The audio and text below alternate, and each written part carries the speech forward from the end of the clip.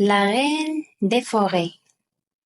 Tout homme différent de nous attire notre curiosité et nous effraie parfois.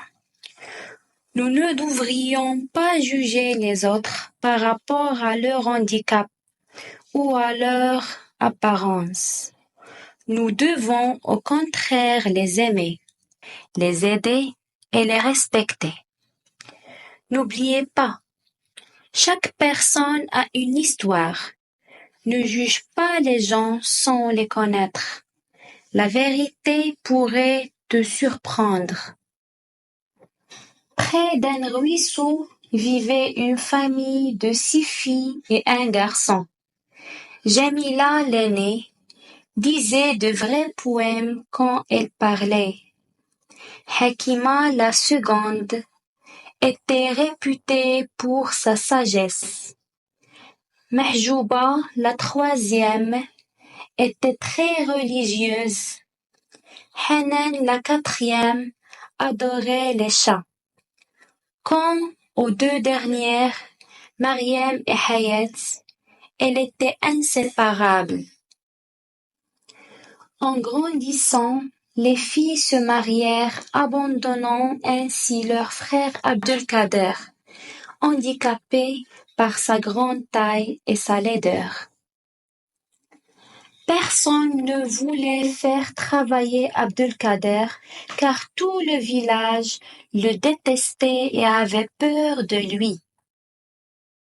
Chassé de sa maison, il partit se réfugier dans une grotte au fond de la forêt avec pour seul ami des animaux.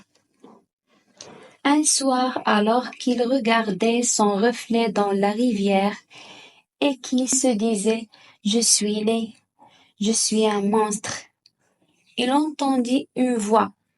« Réveille-toi, Abdelkader, je ne te veux aucun mal. Je suis la reine des forêts et je viens pour réaliser tes rêves. » Celui-ci avait pris l'apparence de sa sœur Jamila pour ne pas l'effrayer et afin d'exaucer ses vœux. Tu dois punir les personnes qui se sont montrées cruelles envers toi, surtout tes sœurs. Pourquoi devrais-je croire ce que tu me dis? C'est la volonté d'Allah Abdelkader. Je connais ton histoire. Je vais te rendre beau, riche et puissant.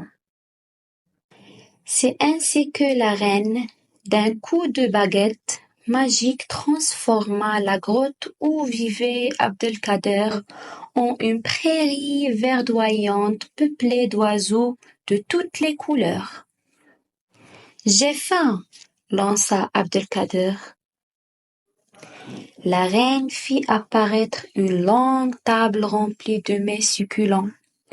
Abdelkader mangea ce délicieux repas et la remercia pour ce festin. Ensuite, la reine le transforma en véritable prince.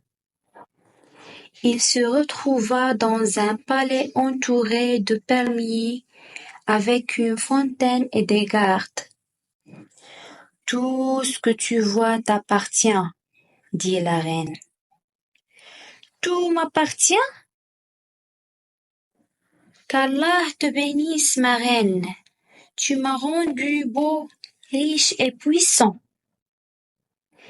Et pour tes sœurs, je vais les faire apparaître devant toi, et tu les puniras si tu le désires. » Les 6 sœurs se retrouvèrent devant Abdelkader, qui se retrouva désemparé.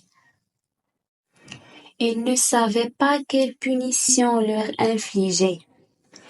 Hakima, l'aînée, en pleurs, prit la parole. « Pardonne-nous, Abdelkader. Nous avons été cruels envers toi, si bien que même nos maris nous ont fuis. » Abdelkader s'écria.